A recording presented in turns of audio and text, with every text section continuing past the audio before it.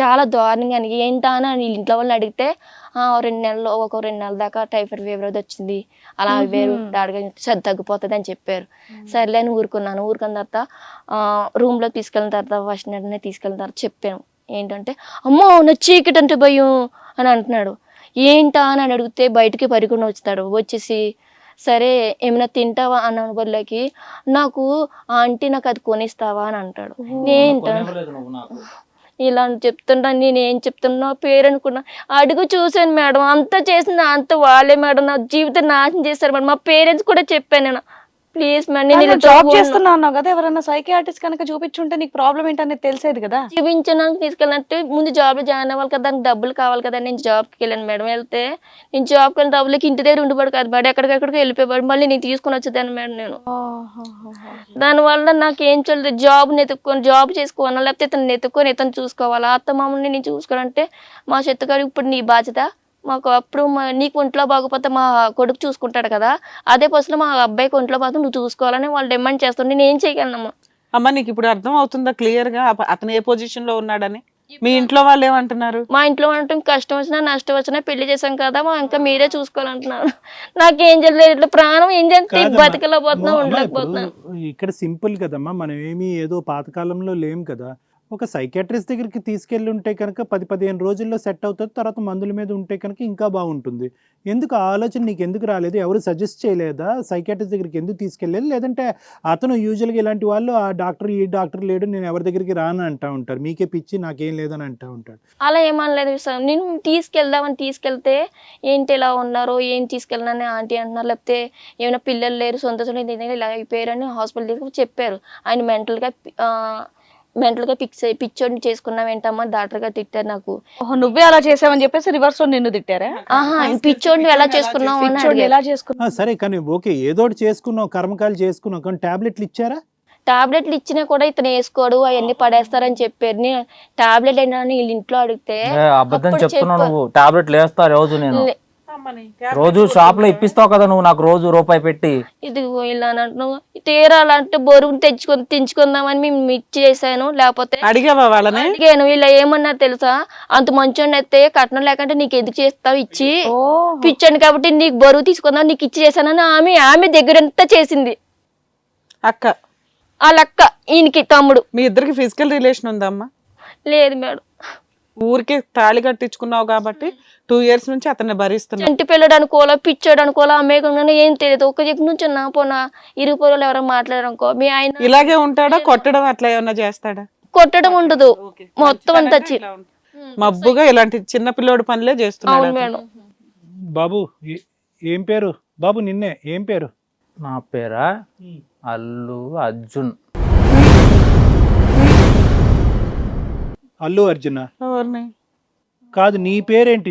నువ్వు ఎవరికి ఫ్యాన్ అని అనలేదు, నీ పేరేంటి? ఫ్యానా? ఇక్కడ లేదా ఫ్యాను? ఇందాక నుంచి ఒక్కపోస్తుంది. ఆంటీ నీకు చెప్పాను కదా. ఆంటీ అంటాడు, పిన్ అంటాడు. బాబు ఆవిడ నీ భార్య? భార్య అంటే ఏంటంటే భార్య అంటే కూడా తిన్నోడికి ఇచ్చి పెళ్లి చేశారు. నా జీవితం అంతా నాశనం చేసి మొత్తం అంతా ఇల్లే మేడం. అమ్మ ఒక్క నిమిషం అమ్మ, ఒక 2 నిమిషాలు అతనితో మాట్లాడి అతని సైకి ఏంటో అర్థం అవుతుంది. పిచ్చోడు అనేది మనకు అందరికీ అర్థం అవుతుంది, కానీ ఏ type of mental health problem, దాన్ని వర్కౌట్ చేయగలమా, దానికి ట్రీట్మెంట్ ఉందా, లేదంటే ఇక్కడికిక్కడే విడాకులు తీసుకుని నీ దారి చూసుకోవటం బెటర్ అనేది ఈజీగా తెలిసిపోతుంది. ఏం చదువుకున్నావయ్యా?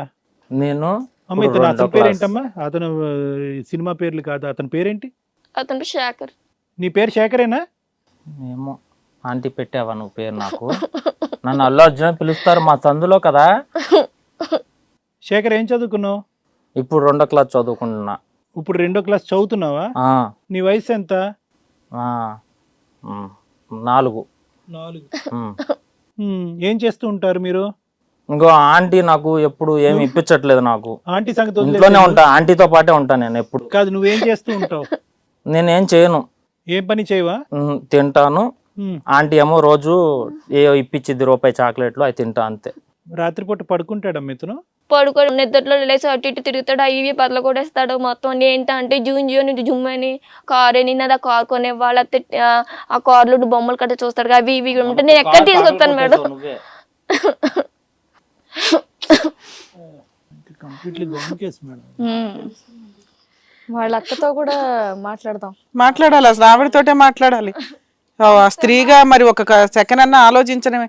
క్యారెక్టర్స్, ఒక ఆడపిల్ల గొంతు కోసారు ఇంత ఇదిగా, ఇంత అడ్డంగా ఎలా ఉన్నారమ్మా మీకు ఫ్యామిలీలో? నాకు అర్థం కావట్లా. నువ్వు చేసుకుంటావా ఇలాంటి వ్యక్తిని? లలిత నమస్కారం. నమస్తే. ఏం చేస్తూ ఉంటారు మీరు? నేను house wife madam. House wife. ఎంతమంది అమ్మా మీ ఇంట్లో? మేము నలుగురు మేడం. నలుగురు. ఇతను ఎన్నో? అతను లాస్ట్ తమ్ముడు మేడం. తమ్ముడు. మీ ముగ్గురికి ఈయన తమ్ముడు. చాలా మంచివాడు మేడం. వాడు చూస్తున్నావమ్మా ఆయన మంచితనం చూస్తున్నాం. వాడు అలా అవ్వడం కారణమే ఆమె మేడం అసలు. అమ్మో. మరి ఈమె పెళ్లి చూపులు అప్పుడు పెద్ద నంగన తొంగబోర్లాగా అబ్బా ఈయన తప్పించి ఎవ్వరు చేసుకున్నాను ఎగిరి గంతేసి కింద పైన అసలు మంచి మొత్తం చూసేందుకు ఆగలేదు ఈమె. వారం రోజులు పెళ్లి అయిపోయిందని చెప్పింది. మేము ఎక్కడ అడిగి చేసేస్తామేమో. అప్పుడు అంత అందగాడు, అంత వినయబడు. వాడి కోసం ఎంతమంది సంబంధాలు వచ్చి మేము చేయలేదు.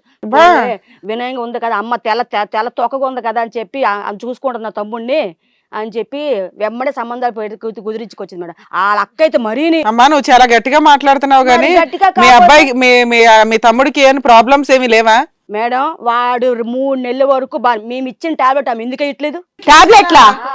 ఆడికి కొంచెం నలగగుంటే ఏంటి ప్రాబ్లం అని ఏం టాబ్లెట్లు ఇచ్చారో చెప్పండి మేడం. వాడు కొంచెం నత్తిగా మాట్లాడతాడు. నత్య?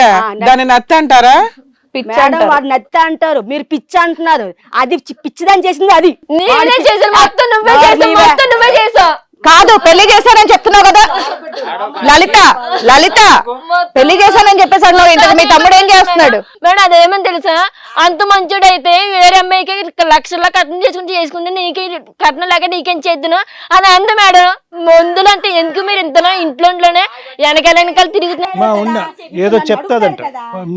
ఆడబిడ్డ ఆగవే, నువ్వు చెప్పింది మేడం సార్ విన్నారు కదా, నేను చెప్పింది కూడా వింటారు కదా. ఒక నిమిషం ఆగవే, ఎందుకు ముసలు కన్నులు? అమ్మో ఒక నిమిషం. పెళ్లి చేసావు కదా, అసలు మీ తమ్ముడు ఏం పని చేస్తున్నాడని పెళ్లి చేసావు అమ్మాయినిచ్చి? మేడం వాడు ఫస్ట్ పాన్ షాప్ పెట్టించాను వాడికి. పాన్ షాప్ లో కూర్చున్నవాడు బాగా ఉండేవాడు. అర్థమైందా? ఈమె ఆల్రెడీ ఏమన్నాడు, ఈమె పెళ్లి సంబంధం చూడగానే పాన్ షాప్ ఇద్దరం కలిపి చేసుకుంటాము, బయట నేను జాబ్ ఎందుకు చెయ్యాలి, ఆల్రెడీ మా అమ్మ నాన్న వదిలి వేరేగా ఉందామని ప్లాన్ లోనే వచ్చింది మేడం. ఫస్ట్ వాళ్ళ ఇంట్లో కొంచెం పూర్ ఫ్యామిలీ, మేము బాగానే కొంచెం ఉన్నవాళ్ళము కాదు, అంత అడుక్కున్న వాళ్ళమే కాము. ఓకే, మీ నలుగురు ఆడబిడ్డలు గౌరవంగా పెరిగాం కానీ ఈమె పెళ్ళి అవ్వక ముందు ఒకళ్ళు ఎవరు నడిమికి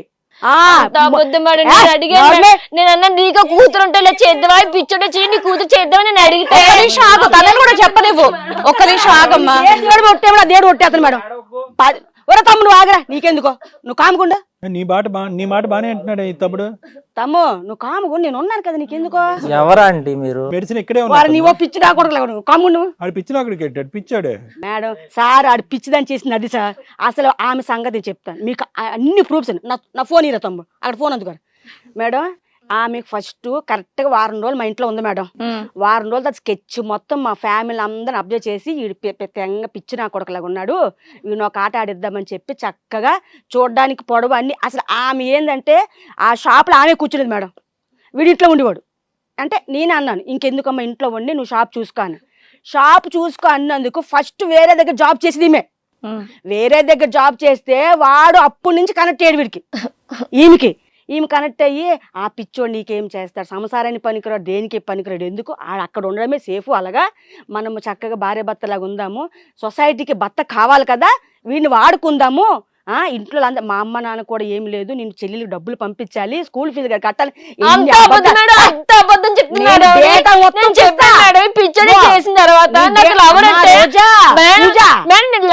నాకు లవర్ అంటే వాడినే చేసుకుంది కానీ పిచ్చని చేసుకొని లైఫ్ లో చచ్చిపోతే బతుకుతాడా మేడం? నేను చెప్పండి మేడం, నాయ మీ దగ్గర ఉంటుంది. తమ్ము ఆగురా, నువ్వు నిన్ను పిచ్చిదని చేసిన మళ్ళీ తెలివితేటలు చెప్తుంది. నువ్వు మాటలు టానిక్లు ఇస్తే ఎందుకు అయ్యలేదు?